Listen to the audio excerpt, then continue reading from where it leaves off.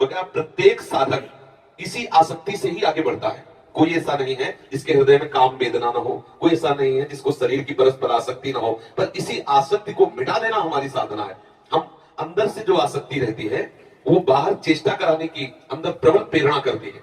अगर हम उस चेष्टा को ना करें और उस प्रेरणा कई बार चर्चा है, अगर उस प्रेरणा को हम सह जाए और भगवत भजन में लगे रहे, धीरे धीरे वो अंदर जो प्रेरणा आती है ना, विषय प्रेरणा, वो शांत हो जाएगी और हमारा हृदय एक दिन इतना निष्काम हो जाएगा कि सामने ये सब वस्तुएं होने पर भी संयोग की इच्छा नहीं रह जाएगी। हृदय में जब अपने हृदय में ही इतना आनंद मिल गया, वो बात बिल्कुल सुख नहीं है, नहीं है, नहीं है। जो भ्रमित होकर उस सुख की खोज में कर रहे हैं वो सब परेशान है। जो सच्चिदानंद सुख में निबद्ध है उनके हृदय से पूछो, सुख नहीं है, कहीं भी नहीं है।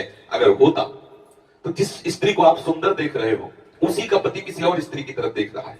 जिस पुरुष को वो सुंदर देख रही है उसकी पत्नी किसी और पुरुष को देख रही है। महाराज भर्तरी को इसी बात से तो वैराग्य हो गया कि मुझ चक्रवर्ती सम्राट की अर्धांगिनी एक घोड़े की सेवा करने वाले अश्वपाल से आसक्त हो गई और एक अश्वपाल पिंगला रानी का संयोग प्राप्त करके भी उसे तृप्ति में वैश्या से संसार धिक्कार ऐसे झूठे संसार को, और उन्होंने वैराग्य धारण कर लिया।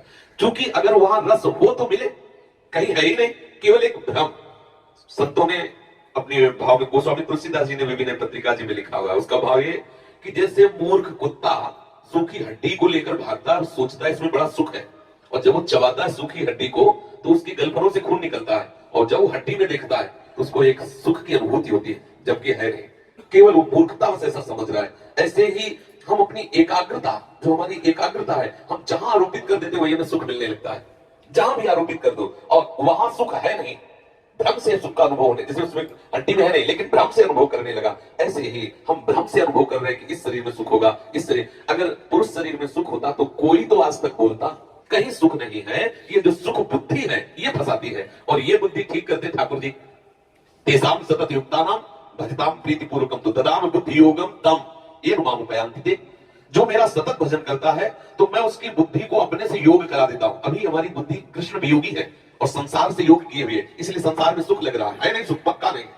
कहीं भी किसी से ईमानदारी से अगर पूछवा लो, थोड़ा भी भजन करता होगा तो, भजन नहीं करता तब तो फिर नाली का कीड़ा नाली में ही सुख मानता है। उसको कैसे बताया जाए कि अमृत की भी कोई एक कुंड है, अमृत की भी एक कोई स्वाद नहीं वृत्ति है, वो क्या जाने नाली का कीड़ा।